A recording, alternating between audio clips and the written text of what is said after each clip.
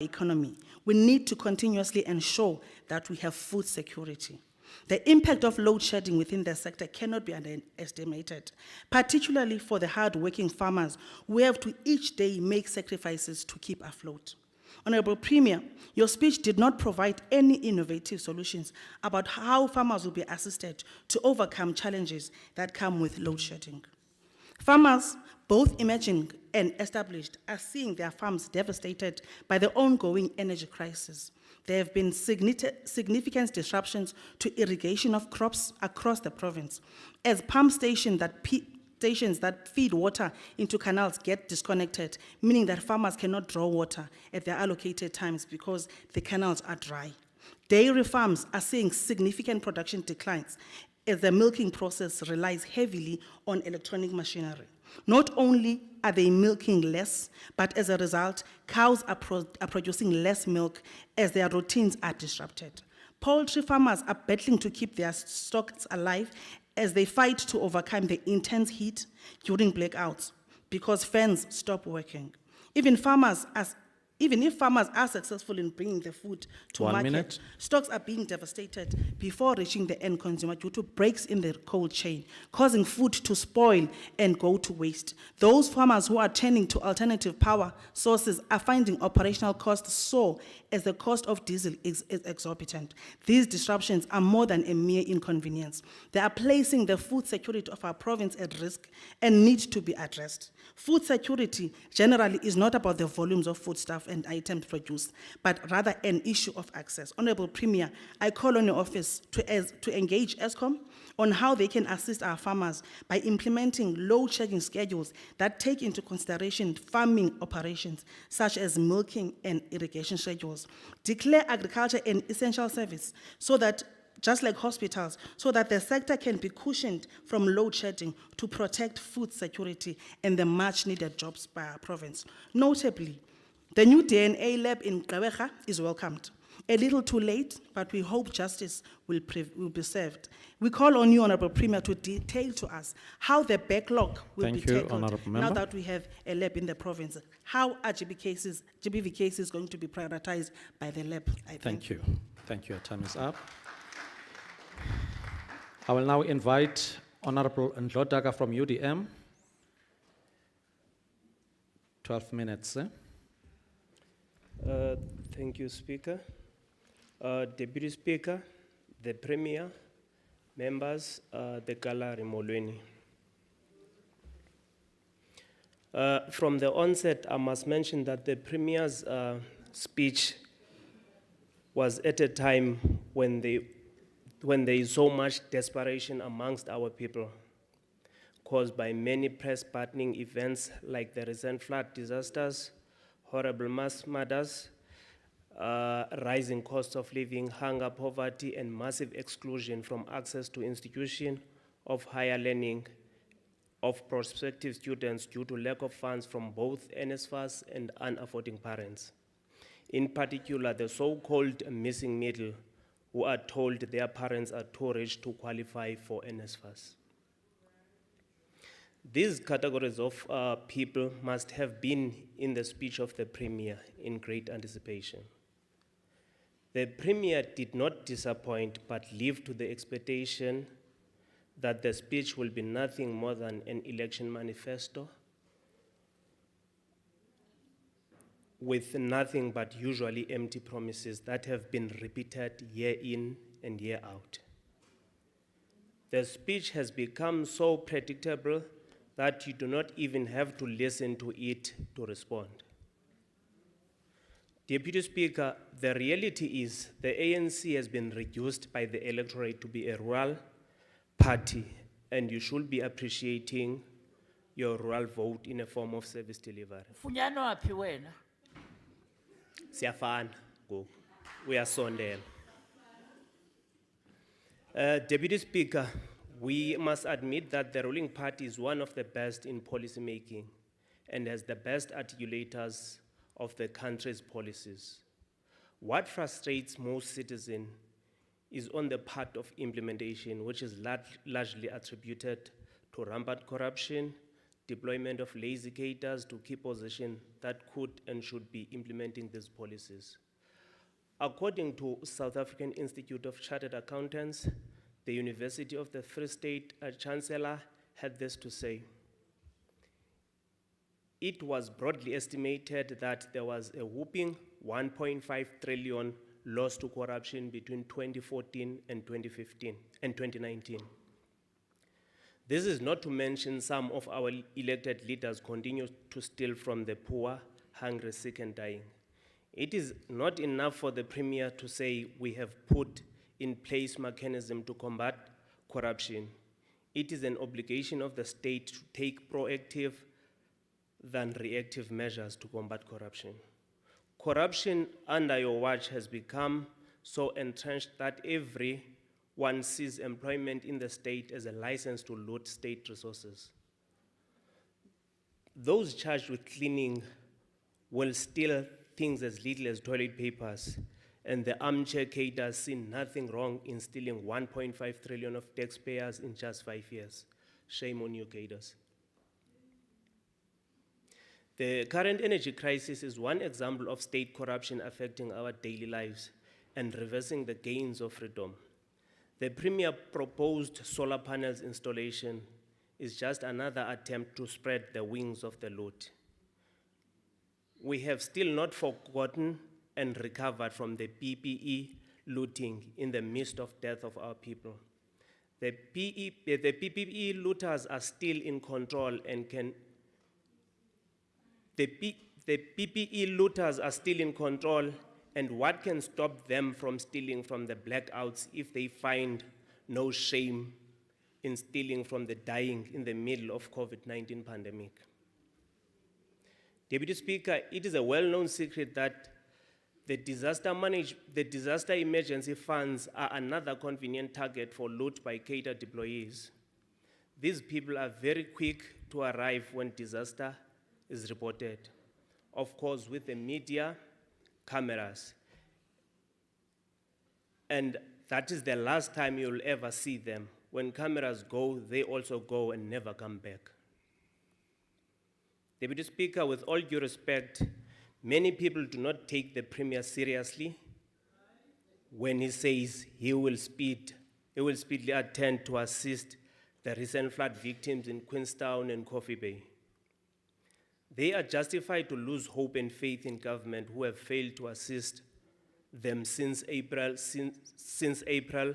2022 floods. And the supposed beneficiaries are still waiting in vain as if they are waiting for Buyakayesu. The most depressing part of all is this, that budgets are allocated after all these disasters. Where do the monies go? Your guess is good as mine. At some stage, you, the Premier, will have to live by your word and crack the whip on corrupt individuals. Deputy Speaker, I had a privilege of going back to all SOPA speeches by the current Premier, including the one of his predecessor, Premier Phumulo Masualle. This promise of renewal of this factories industry has been mentioned with passion in every speech, and that indicates that you see the need as this can alleviate the alarming rate of unemployment in our province. We also note with concern the fact that the Premier is now abdicating your previous undertaking of lobbying investors for the factory developments. The responsibility is now shifted to the affected mayors. We all know that this now brings about the death of a dream, seeing this development realized. These mayors seem to have their hands full, but full of other commitments only known to them, as service delivery in those municipalities is not happening. We cannot repeat calamity and the disastrous dangers a country with such a high rate of unemployment can bring, including rampant and uncontrolled revolts. According to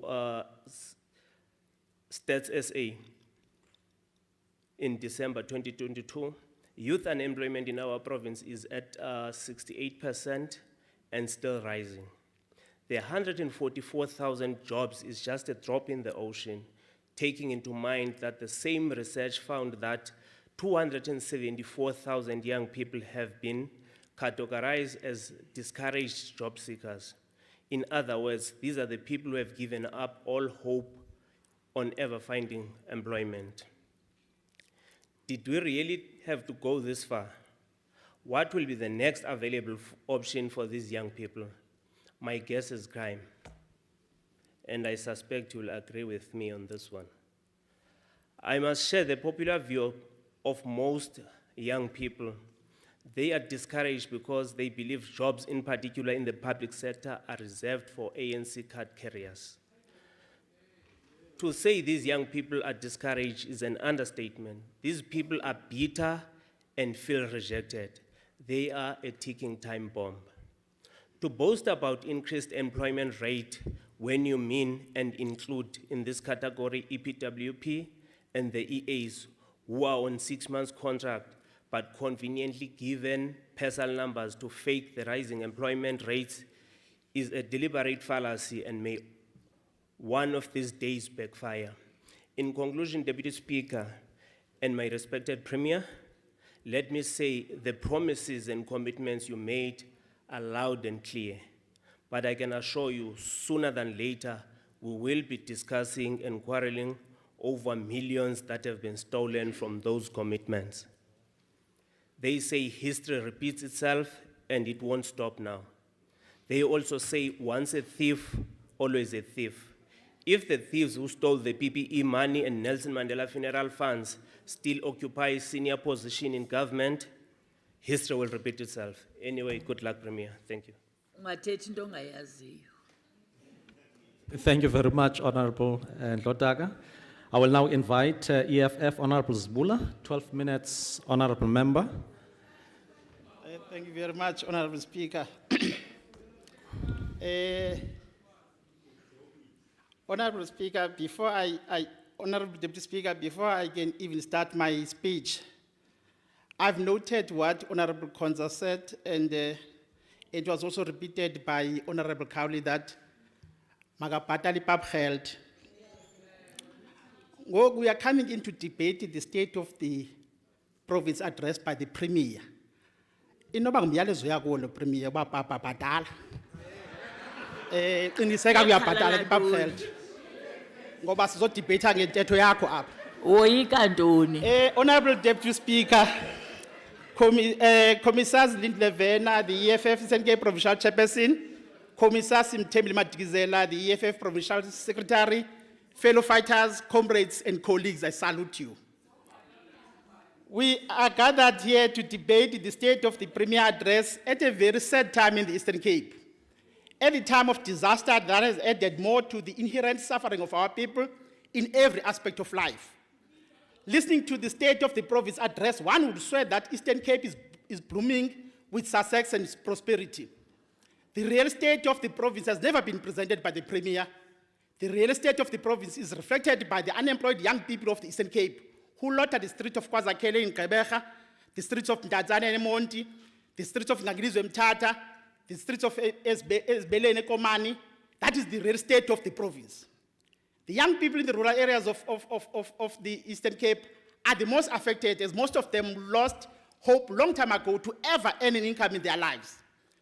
The addition of 144 jobs to our economy is a story that can only be celebrated by a person not staying in the Eastern Cape. The Premier should have told the people of Eastern Cape, should tell the people of Eastern Cape how many jobs were lost during the period of quarter 3 of 2021 and quarter 3 of 2022. Eastern Cape has lost more jobs than it has created. The unemployment rate is 42%, 42.8 in quarter 2 of 2022, but there's an alarming increase of employed people in the Eastern Cape. Bayancipha abasebenzi, bayagxothwa. The Premier has constantly over the years mentioned the big figures in billions of rands investment, and one will get a picture that poverty and unemployment is a thing of the past in the Eastern Cape. Abantu babona ipicture ngathi kumande Eastern Cape because xa ithetha uPremier ubeka amanani amakhulu nebillions ezinkulu ezilapha ezinvestwa apha bacinga abantu nyani ayikho le nto kuthethwa nge-Eastern Cape kuthiwa iyahlupheka. Why are we still grappling with the so high unemployment rate if these over-celebrated investments are making an impact in the lives of our people?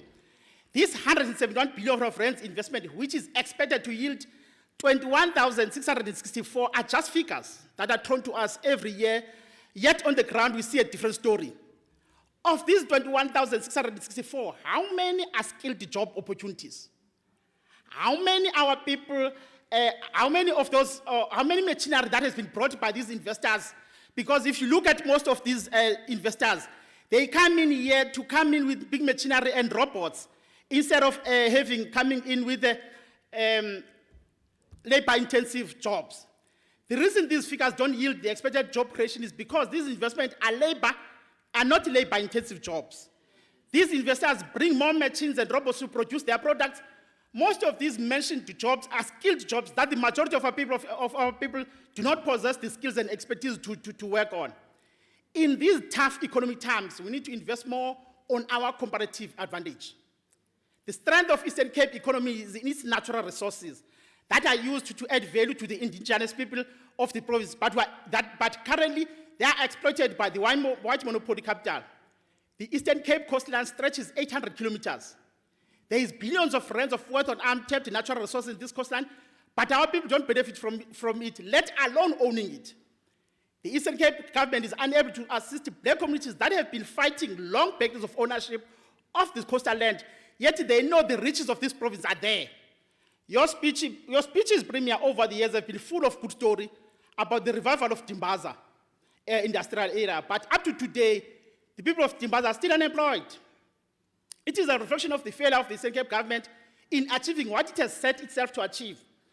Passing there by Dimbaza, you will be greeted by dilapidated factories with no life.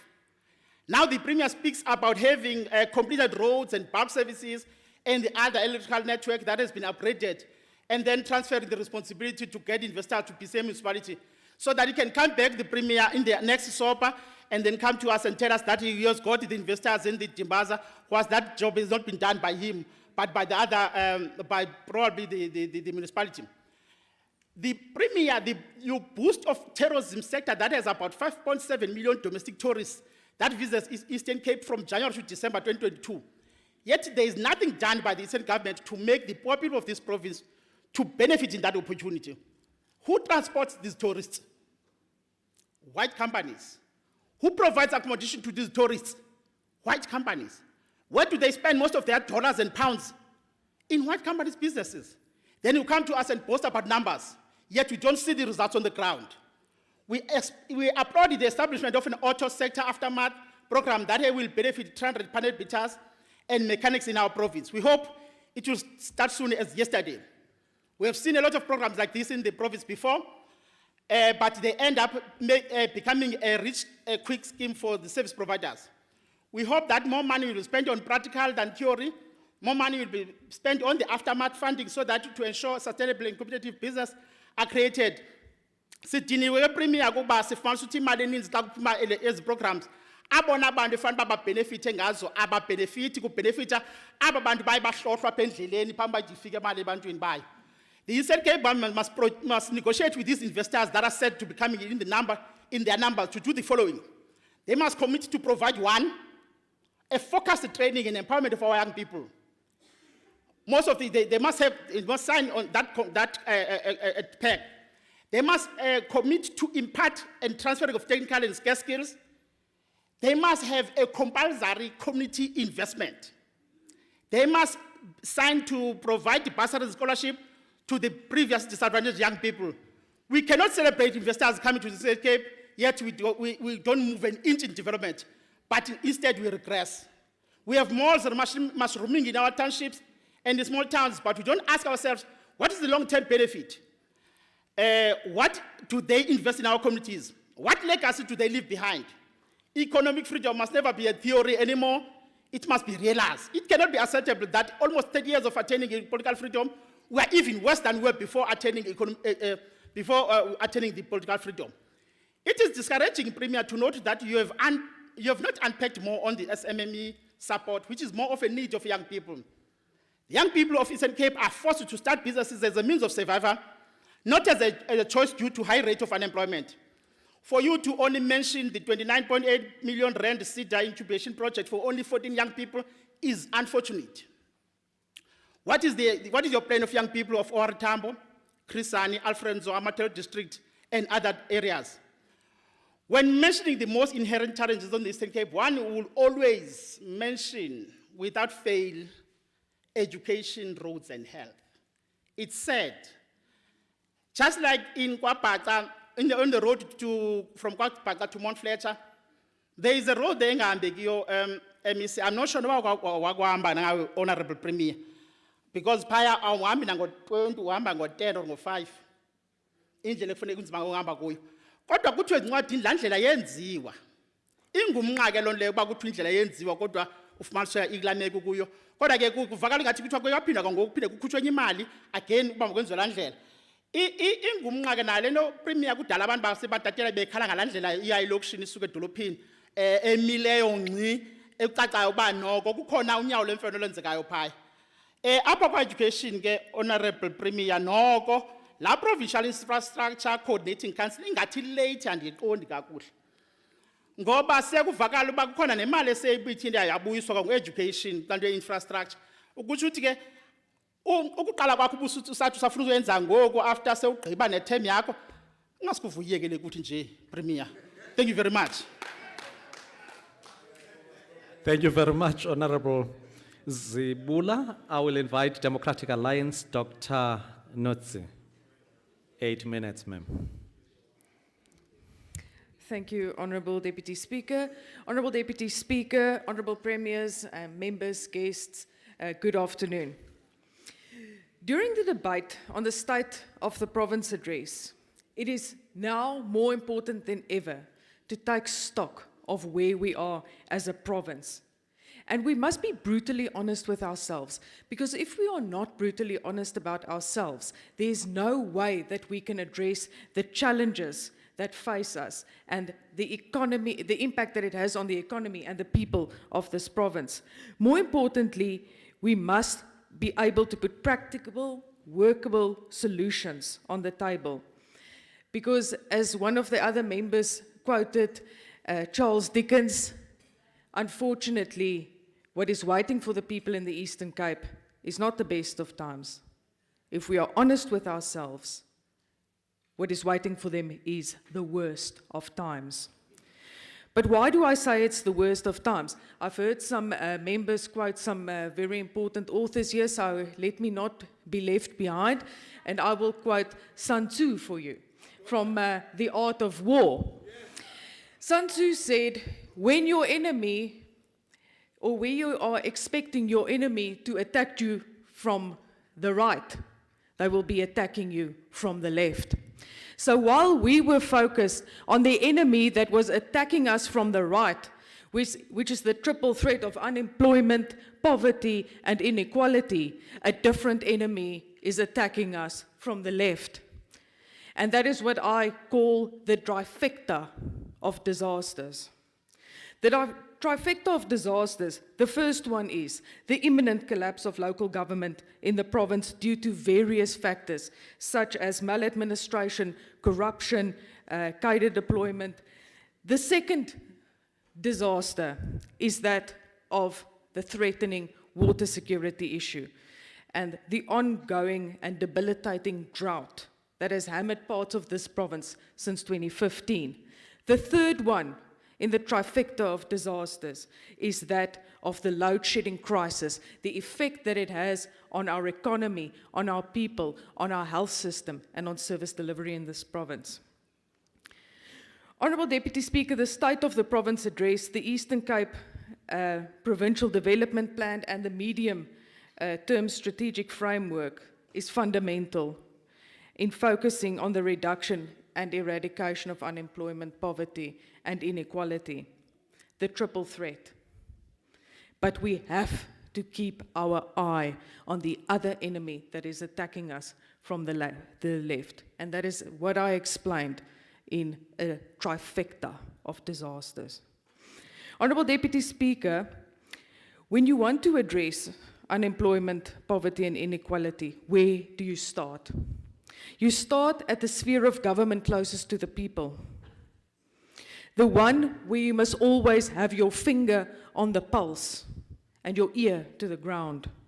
The sphere of government closest to the people, where everything we do and everything we don't do have a ripple effect on the lives of residents in local government. You fix local government and you fix the economy. Let me be very clear, Honourable Speaker, Deputy Speaker, excuse me, you can quote me from the SOPA of 2022.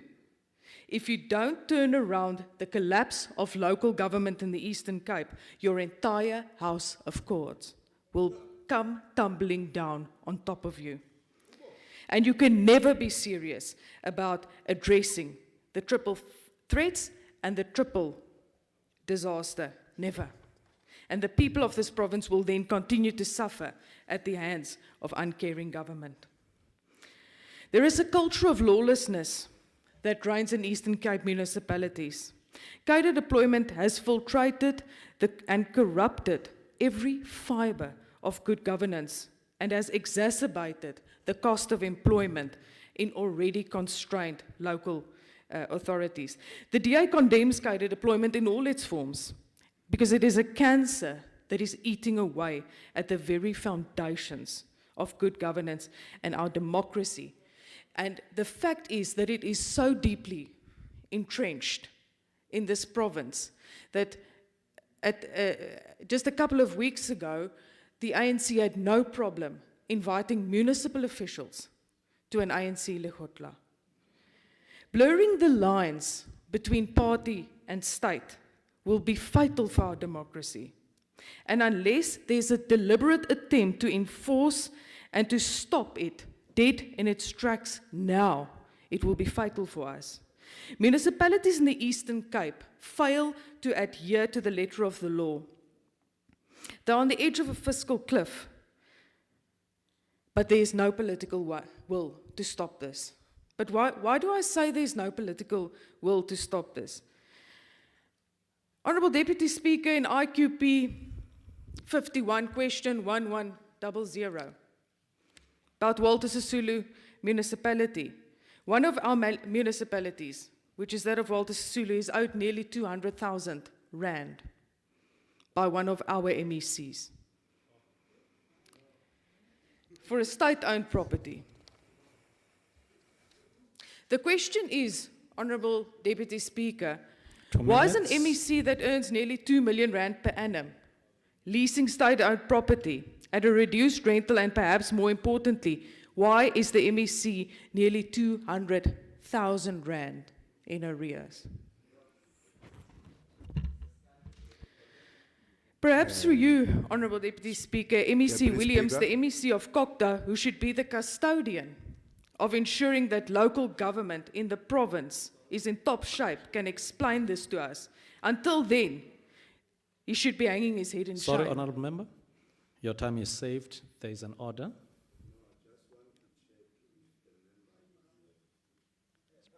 If the member?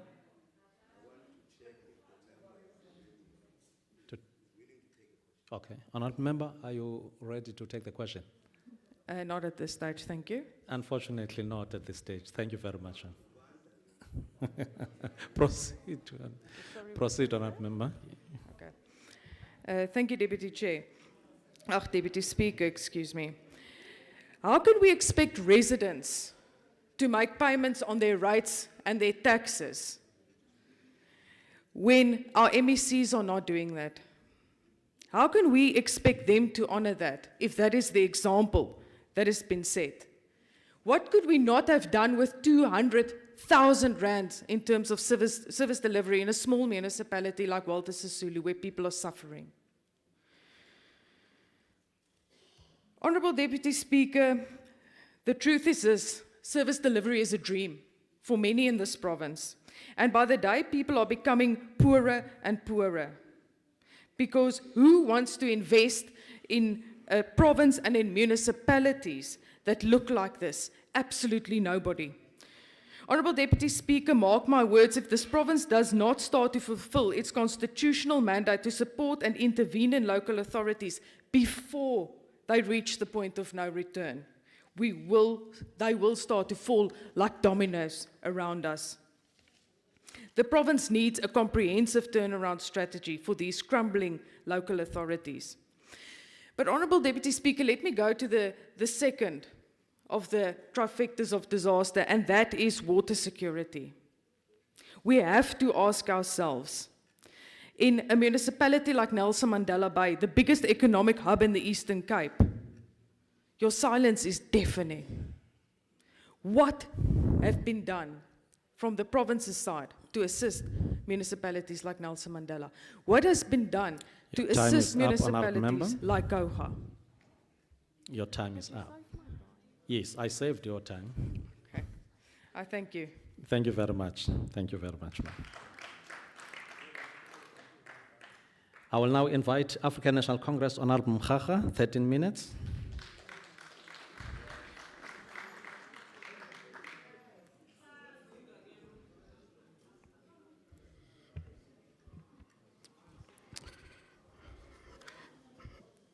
Thanks, Honorable Deputy Speaker.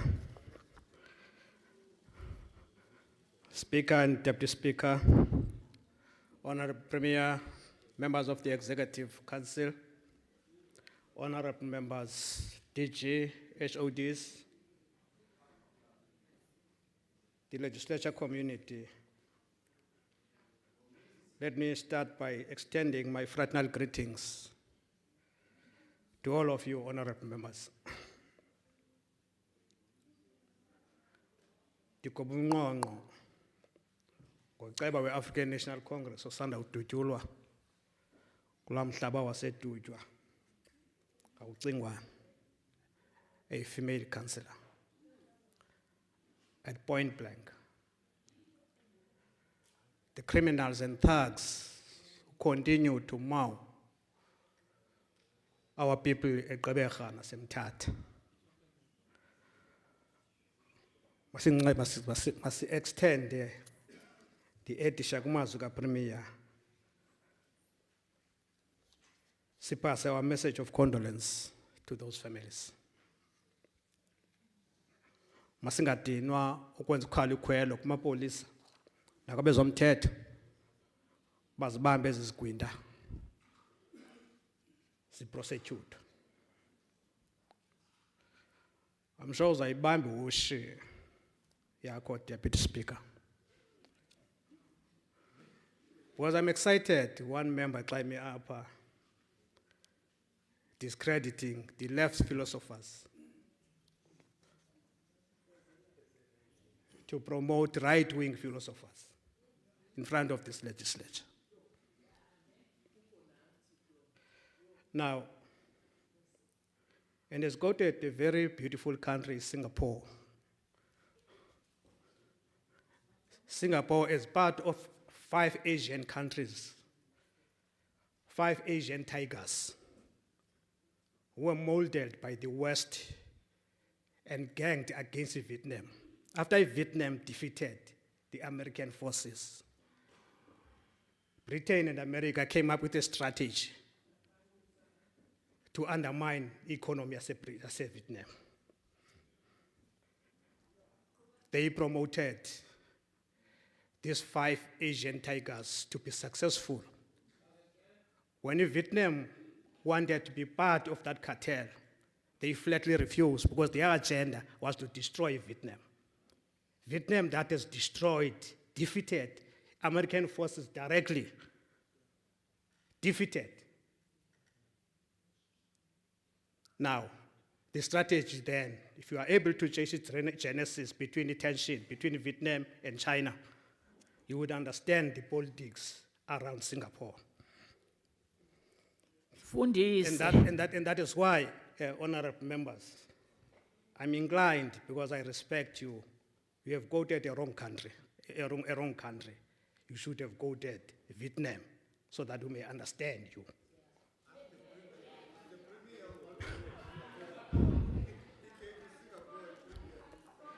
Now,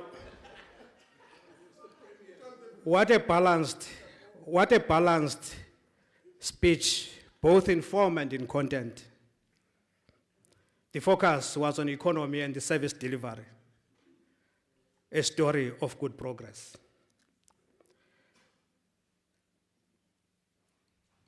We'll never shy away from the family highlight that the ANC did not create poverty, unemployment, and inequalities in this country. We're not there.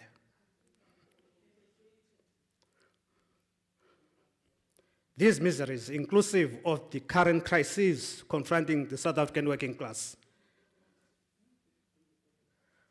are a consequence of the legacy of apartheid colonialism, which is still rearing its ugly head even today.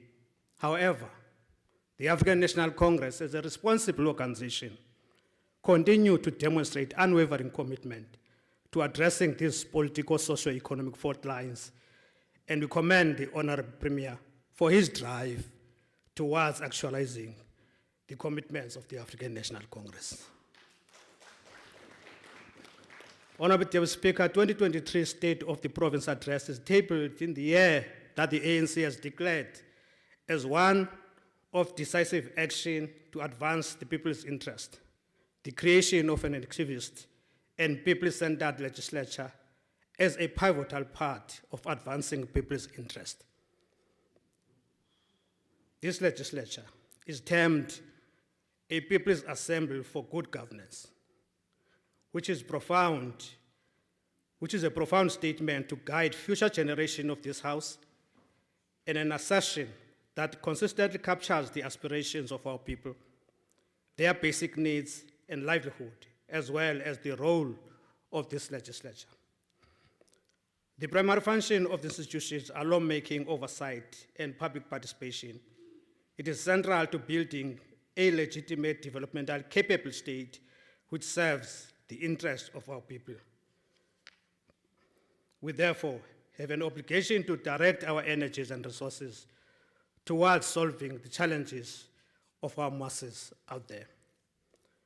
The National Democratic Revolution demands of us an institution with a well-oiled machinery, both in form and in content, to flawlessly implement our country's constitutional imperatives.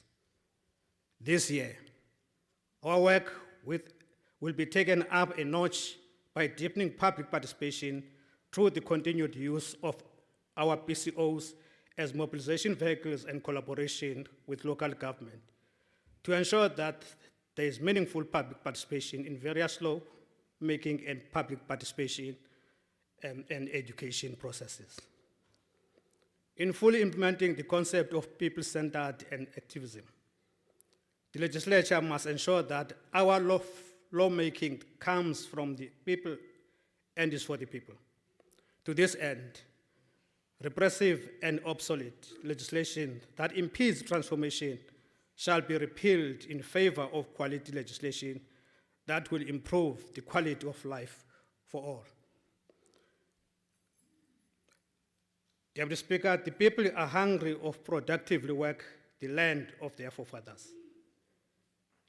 And mhlambi kubalulekile into yoba on top of the progress that we are making on a daily basis kule nto inomhlaba, kodwa singayilose the central theme of our forefathers about the ownership and control of our land, redistribution of our land to the ordinary masses.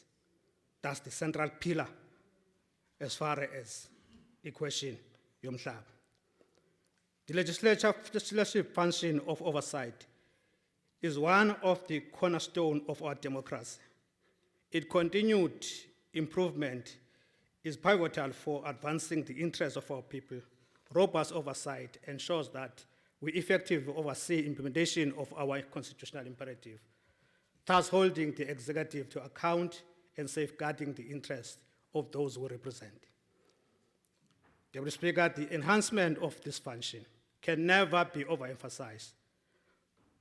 Portfolio committees must be adequately resourced to continue undertaking programs such as school visits, visits to healthcare facilities, and to ensure that there is full implementation of resolutions that are taken by this House.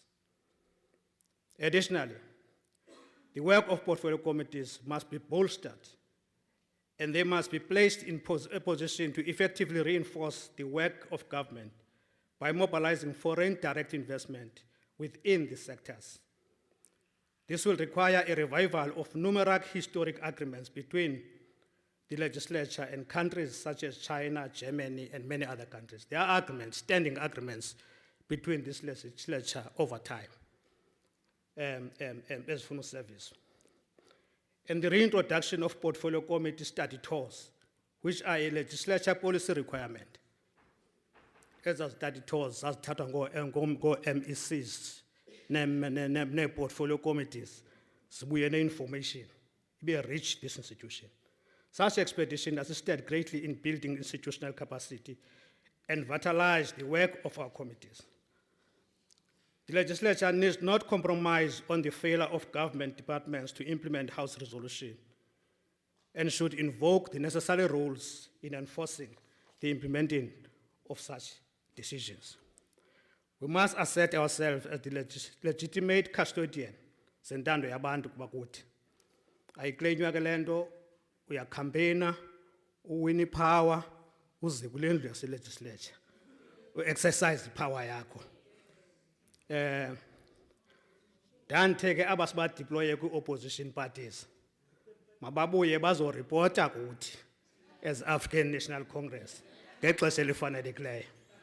Sinideployile manene, funeka niyazi loo nto. That is why sinamkela ngezandla ezishushu xa nibuyela kushushu apho nisuka khona.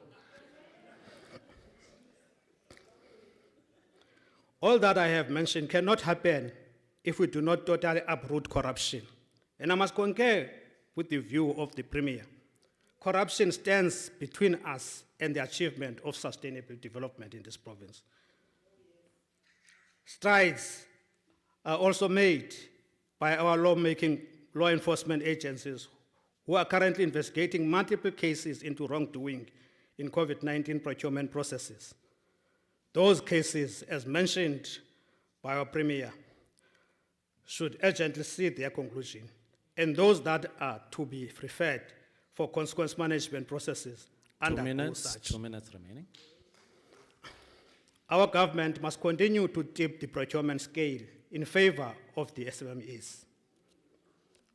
Honourable Speaker, if there is clean governance with sound leadership, strong internal controls and consistency in the implementation of audit improvement plans and recommendation to reduce the incidence of repetitive findings and regression, our audit outcomes will keep on improving from the 14 clean audits of departments and entities in the next financial year. Zange sisireach as a stage, say clean audits in this province. And that must be commended, that our executive and members are working very hard to ensure that we change the face of this province. The ANC-led government must fully implement and leverage the ANC resolve to build an effective education and skill feeder system to produce developmental and professional personnel, implement its vision. The Premier must be commended for ensuring that there is clearing of student debt for the missing middle. We wouldn't understand the impact of this intervention by the province. Because in the province of the Eastern Cape, there are parents who have got 2 or 3 more children in universities, and they are unable to cope. And we agree with the view of the Premier that this NSFAS policy must be reviewed so that it's accommodative of all our children as an asset in our province. And I think we must appreciate and commend the Premier. Support the 4 universities that we have. And those universities must be the instrument of change than to position themselves as the enemy of this legislature. They must be the instruments of change that we are using so that we are encouraged in terms of assisting them for many interventions that Thank is you very expected of much, us. Honourable Member. Thank you, Time Honourable is Chair. up. Thank you. I will now invite ATM, Honourable Mampofu.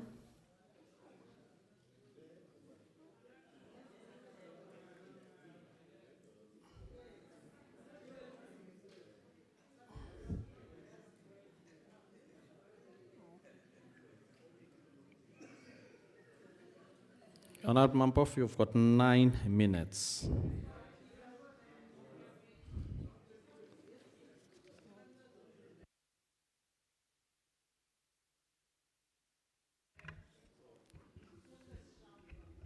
Thank you, Honorable Deputy Speaker.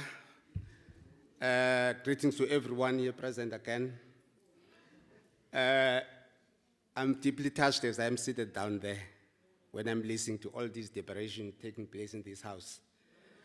I'm thinking now of poor people who are there, who are listening, who are hoping for the best, who are hoping for the change. Because of that, if you may allow me, Deputy Speaker, I would come again and plead all the members here present today from different political organizations. It was true, or it is true, ilizwe elithe langifumana inkululeko liba excited and lingakwazi ukuyidefine ba inkululeko kuthethwa ntoni. Sifacene nalo nto, Honorable Premier. I'm empathetic with you as I'm speaking this thing. Ungayenza reference to onke amazwe lapha eAfrica, starting from afumana inkululeko ngo-1960. Countries like DRC, ubone isimo sawo kuba kunjani namhlanje. 1960, about 60-something years ago, they attained their freedom and they were excited. Kwenzeka imess. I really do appeal to each and everyone here who declare him or herself as a leader of the people that we need to consider it very seriously and not play games about the issue. I'm touched by what Honorable Mahaka has just said, that you can talk about that if you forget about your origination, you forget about your fathers who brought you here, you misrepresent them. You are like someone who is fighting your life. We are made, Honorable Premier, to be in that situation where you are in an environment where we are expected to execute. You declare what your efforts have come to, but you are unable to perform what you have already uttered. That is the situation that we are facing here in Africa. As African Transformation Movement, we are deeply concerned about that. We say, let's go back to the drawing board, back to the roots. Anything that is of God's creation must have roots. Even us, as people. If we are losing what we call humanity as human beings, I'll repeat this one. They will know where we will head to. I'm listening to this thing now. We are made to think that a person can survive on grants, which is not the truth. When you grant somebody, you actually disabling him or her. It's a process of disabling a human being. A human being by nature is made to work. So if you don't empower people through trainings, giving them skills, they will rely on grants. That is a silent way of killing. So we need to be honest about those issues when we say we have attained our independence. We can never say we are independent unless we are economically independent. There's a lot that we are talking about here, but people that are abusing others. It is because of the lack of accountability. Starting from the local authorities, where we used to survive the way it's born us there. Akekho umuntu wayemosha umuntu pha because apha abantu ekuhlaleni bayakwazi ukuba bathini bazi-addresse izinto zabo ekuhlaleni. Kungakange kushintshwe kumoshwe isimilo samuntu. Kukho ne-family members zakhe apha akholwe into order umuntu once kwabulawa lonto it means iagenda kubulala ilizwe yenzeka lento ke ngoku ithi yofika na kwi government sectors whereby as freedom fighters as part of the liberation movement we deploy our comrades or cadres. There's no way we can't do it because we must deploy someone you trust. But now, if there is no accountability, the one that you trust will disappoint you automatically because of lack of accountability. So accountability is part of human life. I think those are the things that we need to consider. I was listening to you, Premier, talking about the plan to boost the economy of this province. But I said to myself, how is it that going to happen if people of the province, especially the majority of the people, have no skills? Big business will come, investors will come, but they won't benefit because they don't have skills. They don't fit in the economy. That is the basic thing that we need to address. The most that is touching me a lot is when we talk of agriculture. I've been saying this in our oversight in the plan that was done by former MEC, Utatma Makupula, if I'm reminded well. Efuna ba agriculture mayiphindisele pha esikolweni pha eMazantsi. Ndibebhlungu xa bendihamba pha. Apha sine regions ezi-8 apha kule province. Premier yakho. Out of 8 regions, only 17 schools. Xa kucingwa ngento ekhoyo agriculture. Ezifakwa le ngqondo yoba mayibuyiselwe le nto abantu mababuyisele emhlabeni. Because yona indlela esagqitywa ngayo le nesigqitywa ngayo. La manto sekuthethwa ngamaphara ngoku, we are calling our children amaphara, kodwa akho umuntu akwazala phara because of the system. Abantu, they need to be skilled on the ground. 2 minutes. Ndiyayithanda ke into yesiqalo endive uyithetha pha, but I pray into yoba mayingabi sisiqalo forever. When you start something, must grow and have impact with society. Otherwise, anything that is there, whether you can pop in monies onto that thing, if it is not growing, growth is shown impact ebantwini naku siyabona kwenzeka into ezithile.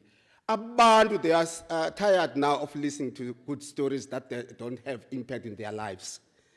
We special appeal to our government. Let us be serious about this issue. As African Transformation Movement, that's why we say we need to engage with our local leaders. Let's not allow this thing of undermining our local leadership. It affects everything.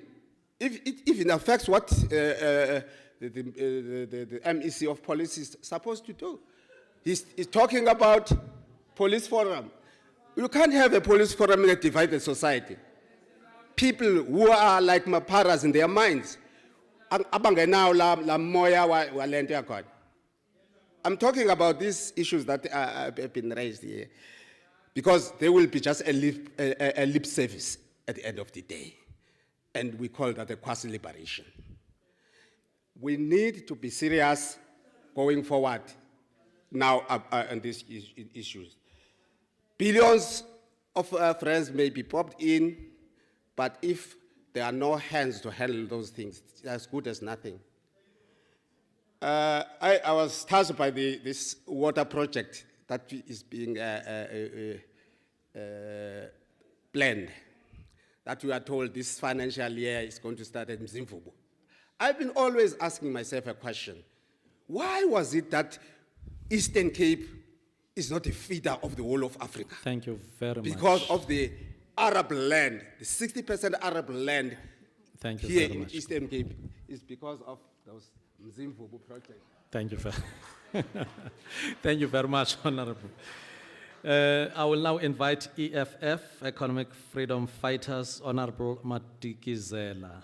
Honorable Matikizela, let me address you. This is your maiden speech. Thank you. In terms of the rules, you are not going to be disturbed at all. Welcome to the podium. You can start now your 9 minutes. Thank you very much. It's supposed to be 13, Deputy Speaker. Thank you very much, Speaker, Deputy. Matigizela is 12 because of your maiden address. Yes, thank you very That's much. discretion of the speaker. Thank you very much, Deputy Speaker. And I'm happy that ndizokwenza amaphutha, but sendiqalelwe nencegu ke. The calm go. I won't be that typical EFF. Mandibulise kwi-leadership ye-EFF ekhokhelwe ngu-Chairperson Lindile Vena ne-MPLs. Ndibulise kwi-leadership ye-legislature, uSpeaker, na wonke amalungu akhona apha kule legislature namhlanje. Sibulise kwikumkani nekumkanikazi zingekho apha kule house. Sibulise kwisikhokhelo samashishini, zenkolo, zabasebenzi ne-civil society njalo njalo. Nambe ndi-attempted to quote xa wani bequota, but I decided ukuthi ngeke ndiboleke amazwi Italian philosopher Antonio Gramsci. Xa esithi the old is dying and the new cannot be born. It will need a serious person to understand what I mean. I will explain one day, but now I won't explain. I just want you to think. So, Speaker, we noted uMama Speaker xa becomparisha indlela ekuziphathwa ngayo ngamalungu e-EFF national nalapha. That comparison was unnecessary, Speaker, because you were telling us something that we don't want to hear. We are here to serve the interest of the EFF and the interest of the people who voted for the organization and the poor people of this province. So we're not here to nurse each other's feelings, but we are here to engage on robust debate with dignity at the same time. We are not saying we will disrespect anyone, but we are clear that we are going to execute the mandate of the organization as expected. Last week, on Friday 24th, besimamele kuwe Premier, usinika speech nokwesingasinika ngamdla. Actually, the speech was not as delicious as you claim that you are dear delicious. So the speech, Nancy, when Premier, was low, kange isnike confident. Actually, in the language of young people, we can say the address was mediocre. And in the case of 20 years in democracy, we expected more because we remain landless and on the periphery of economic production and life-enhancing participation.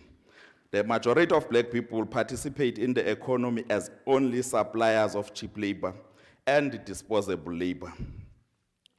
Honorable Premier, you and your government subscribe to no values at all. Your thinking is driven by no ideology. Actually, we will be lying, Premier. We will be lying to say we understand you, what you stand for, except being the praise singer of Madamela Ramaphosa. Whenever you speak, Oh, yes, Madamela that is that it. and that. Actually, Premier, as one of the members of your party once referred to you as Intwana kaGodongwana. That's what we know you as. Intwana kaGodongwana.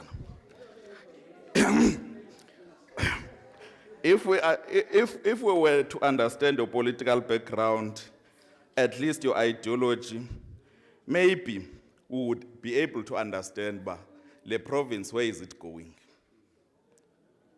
You are leading at least a team of 10 MECs that need to be inspired by you.